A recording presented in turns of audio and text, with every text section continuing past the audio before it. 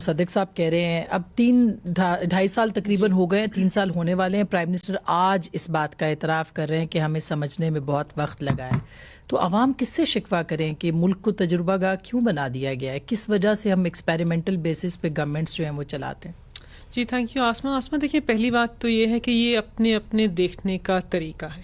وزیر اعظم مخاطب تھے اپنے وزراء سے، اور وزیر اعظم کہہ رہے تھے وزراء سے کہ دیکھیں ہم جب حکومت میں آئے تو پاکستان مسلم لیگ نواز کی گورنمنٹ ہمیں ملی، ہمیں وراثت میں جو حکومت ملی، انہوں نے ہمیں جو معیشت کے اشارے اور اہداف بتائے تھے وہ عوام کو گمراہ کر رہے تھے، وہ بالکل بھی ٹھیک نہیں تھے. اکانومی کو، معیشت کو آئی سی یو میں چھوڑ کے گئے وینٹیلیٹر کے اوپر. اس بات کا اعتراف ہم تو کر رہے ہیں، عوام بھی کر رہے ہیں، اور معیشت کے اشارے بھی یہی بتا رہے تھے کہ آپ تجربہ کار تھے، لیکن آپ کے دور حکومت میں پاکستان کی جو ایکسپورٹس تھیں وہ 0% تھیں. 25 بلین سے 20 بلین پہ لے گئے، یہ تو آپ کا حال تھا. آپ کرنٹ اکاؤنٹ خسارے کو کہاں چھوڑ کے گئے؟ آپ بتائیے عوام کو کہ آپ نے کیا کیا پاکستان کے کرنٹ اکاؤنٹ خسارے کے ساتھ. آپ سمجھتے تھے پاکستان کے اندر روپی نہیں ڈالر پرنٹ کرنے کی مشین ہے، اسی لیے آپ ڈالرز کے اندر چیزیں خریدتے تھے، اور آپ نے پاکستان کے زر مبادلہ کے ذخائر کا جو حال کیا وہ بھی عوام جانتے ہیں، اور ہم اس کو واپس لے کے آئے. آپ نے $9 بلین کے اوپر لے گئے، اور یہ ایک ان کی بہت بڑی ناکامی ہے.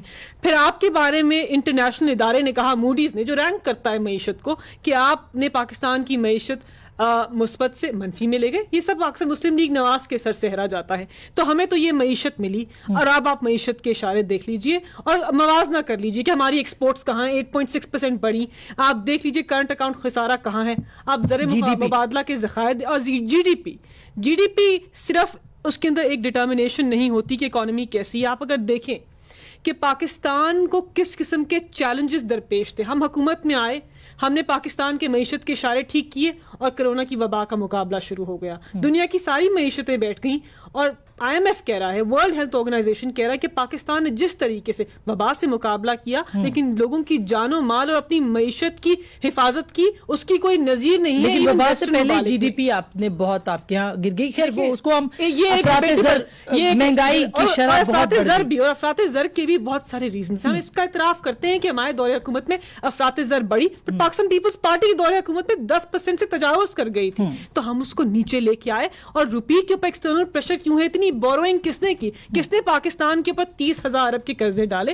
اور جہاں تک گیس کی بات ہے، بجلی کی بات ہے، دیکھیں آپ نے بالکل صحیح نشاندہی کی کہ یہ آج پاکستان کو مسائل درپیش نہیں کہ وزیر اعظم عمران خان حکومت میں آئے ہیں. آپ وراثت میں ہمیں ایسے مہنگے بجلی کے کانٹریکٹس دے کے گئے تھے جو پاکستان پیپلز پارٹی دور حکومت میں شروع ہوئے تھے، جن کی پیمنٹ ہم نے کرنی ہے. کیپیسٹی چارجز کی مد میں ہم نے مہنگی بجلی کے لیے پیسے دینے ہیں، ہم اس کو خریدیں یا نہ خریدیں. لیکن گورننس ایک بہت بڑا ایشو تو ہے. گورننس تو دیکھیے اس وقت ان کا خود یہ کہنا، پھر بار بار کابینہ کے وزراء چینج ہوتے ہیں، کبھی کون سی وزارت بدل جاتی ہے، کبھی کون سی وزارت بدل جاتی ہے. تو اس کی وجہ تو یہی ہے نا کہ ٹیم پرفارم نہیں کر پا رہی. وہ ٹیم جو کہ پورے پروسیس کے بعد پرائم منسٹر نے کہا کہ ہم نے پوری ٹیم کو منتخب کر لیا ہے. وزیر خزانہ کو پہلے سے ان کا نام بتا دیا، 6 مہینے پہلے پتا تھا کہ وزیر خزانہ اسد عمر صاحب ہوں گے، لیکن پرفارمنس نہیں. دیکھیں آسما، اگین پاکستان مسلم لیگ نواز اور پیپلز پارٹی کا طرز سیاست بالکل مغل اعظم کی طرح ہے. جیسے ان کی پارٹی کے اندر انٹرنل جمہوریت نہیں ہے، پاکستان تحریک انصاف ایسی پارٹی نہیں ہے. ایک تو ہماری پارٹی کے اندر انٹرنل ڈیموکریسی ہے، ہماری پارٹی کے اندر ڈسینٹ ہوتا ہے، ہماری پارٹی کے اندر فیصلوں کے اوپر نظر ثانی ہوتی ہے اور انٹرسپیکشن ہوتی ہے. تو ہم اس بات کے قائل ہیں، وزیر اعظم ٹیم کے کپتان ہیں، وہ دیکھتے ہیں کہ ایک وزیر اس رول کے اندر صحیح پرفارم نہیں کرا تو اپنا آئینی استحقاق اختیار کر کے اس کو بدل دیتے ہیں، اس کو عوام پہ مسلط نہیں رہنے دیتے. جیسے انہوں نے اسحاق ڈار کو عوام کے اوپر مسلط کیا، اب وہی اسحاق ڈار لندن میں ہے، اور جو پرفارمنس ان کی بی بی سی کے شو میں تھی وہی پاکستان کی معیشت میں تھی. تو صرف ہم یہ کہہ رہے ہیں کہ نظر ثانی کرنا اپنے فیصلوں کے اوپر ایک اچھے لیڈر کی نشانی ہے. اس میں یہ نہیں کہ ہم پرفارم نہیں کر رہے. کتنی بار سمجھنا ہے، یہ سب سے بڑا سوال ہے کہ بار بار چوتھا مطلب ایک آئی جی تو الگ بدلتے تھے پنجاب کے، کابینہ کے اندر بھی اسی طرح سے جو پرفارم نہیں کرتا وزیر اعظم اس کو پروموٹ کر دیتے.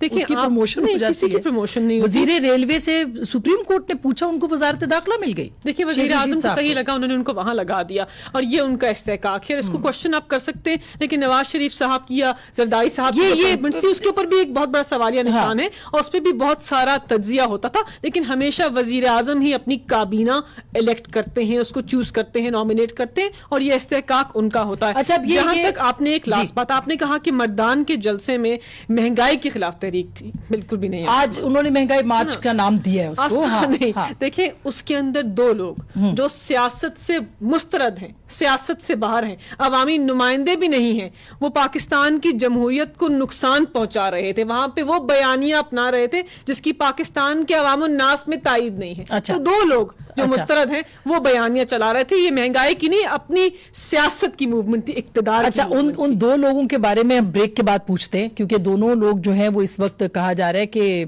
ظاہر ہے آج بلاول صاحب نہیں گئے، کیوں نہیں گئے وہ نفیسہ سے ہم